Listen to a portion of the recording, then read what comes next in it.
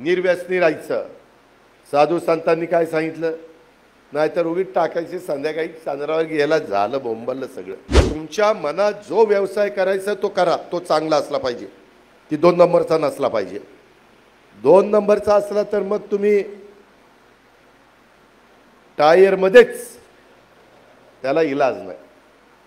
त्याच्यात लोकांनी केवळ राष्ट्रवादीकडे बघत असताना राष्ट्रवादीची प्रतिमा स्वच्छ आहे, चांगली आहे, राष्ट्रवादीच्या नेत्याचे विचार चांगले आहेत, ते कुठल्याही कामामध्ये राजकारण आणत नाही।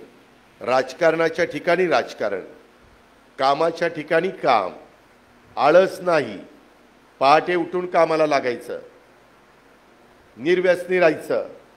साधू संतांनी काय सांगितलं? नाहीतर उगीच टाकायचे संध्याकाळी चंद्रावर गेला झालं बोंबललं सगळं। जर तो पदाधिकारी असला माझ्या पक्षाचा, आपल्या पक्षाचा, आणि तो काहीतरी वेडवाकडं काही टाकून खाऊन पिऊन बोलायला लागला, माझ्या लाडक्या बहिणीची काहीतरी चेष्टा मस्करी करायला लागला, मी कसं सहन करीन? मी त्याची हकालपट्टी करीन। मी आधीच तुम्हाला सांगतोय, हे मला चालणार नाही।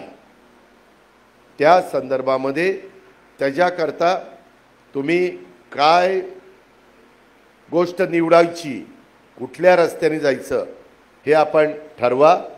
कारण मित्रांनो, तुम्ही अनेक वर्ष पाहताय की अनेकांना व्यसनाधीन झाल्यानंतर आयुष्य बर्बाद झाली, संसार उद्ध्वस्त झाले। अहो, मी तर इतकी माझ्यासमोर उदाहरणं आहेत, एवढी गडगंज श्रीमंती प्रॉपर्टी, पुढच्या पिढीमधली लोक, त्यांची मुलं ही चुकीच्या पद्धतीनं वागली, एका पिढीत सगळं होत्याचं नव्हतं झालं।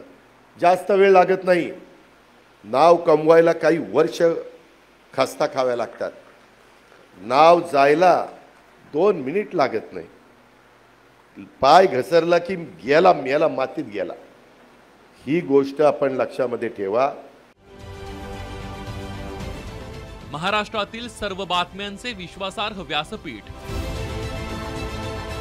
सकाळच्या सर्व सोशल मीडिया प्लॅटफॉर्मला लाईक, फॉलो आणि सबस्क्राईब करा।